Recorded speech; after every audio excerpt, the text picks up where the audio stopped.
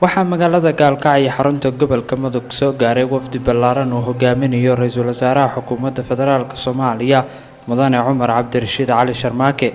Ra'iisul wasaaraha waxaa magaalada Gaalkacyo xarunta gobolka Mudug ku soo dhaweeyay qaybaha kala duwan ee bulshada. Intaasi kadib ayaa ra'iisul wasaaraha waxa uu gudbay guriga Islaan Bashiir Islaan Cabdulle si uu halkaasi ugu soo salaamo. ra'iisul wasaaraha ayaa maanta waxa uu la kulmay qaybaha kala duwan ee bulshada, maamulka degmada iyo kan gobolka. shirkaasi oo ay saxaafaddu dibad joog ka ahayd ayaa waxa uu socday muddo saacada.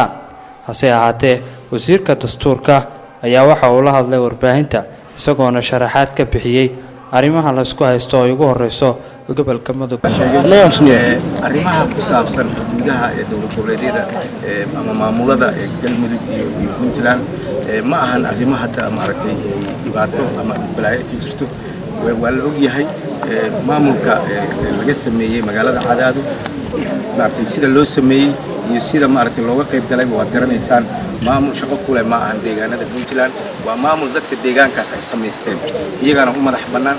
deegaanada Puntland maamulkoodii xuduudahoodii wax isbedel ku imaanaya ma jirto. sidii horeba madaxda dowladda ay sheegeen wax dhibaato ka jirtana ma jirto. socdaalka guud ahaan waxa uu ku saleysnaa sidii loo ballaarin lahaa wada tashiga ku aadan hiigsiga 2016 sidii waddankan loogu sameyn lahaa dastuur ay Soomaali oo dhan ay ka wada qaybgashay kaladeeda ay qayb ku leedahay, sidii maaragtay maxaa la yiraahdaa doorashooyinka iyo qaabka ay u qabsoomayaan loogu wada tashan lahaa, amniga waddanka sidii loo xoojin lahaa, taasoo dowladda federaalka ay ka go'an tahay mar walbaba in la xoojiyo xiriirka ka dhaxeeya maamulada ku meel gaarka ah ee dowlad goboleedyada ee hoos yimaada dowladda federaalka ayaa u ahaa.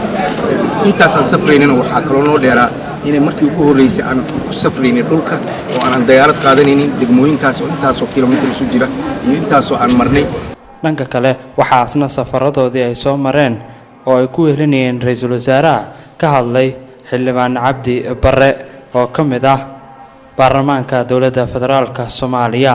horta waa run waxa weeye Puntland haday dowladda federaalka wax badan ilaa muxuu ahaa 10 sano u dambeysay ama 12 sano u dambeysay dowladda federaalka waxay wada hadal badan la gashay Puntland bay la gashay heshiisyo badan oo caalami ah la saxeexatay. waxaan filayaa heshiisyadaas inayna ilaa hadda wax ka fulay ayna jirin.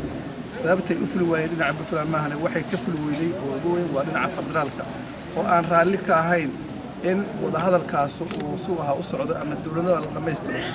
hadda waxaan moodaa Puntland shacabkeeda iyo xukuumadeeda iyo mas'uuliyiinteeda inay arkeen in dowladda federaalka ayna diyaar u ahayn in wax wada hadal ama wax wanaaga dowladda Puntland ay la gasho wixii lagu heshiiyay oo markaa lagu wada hadlayna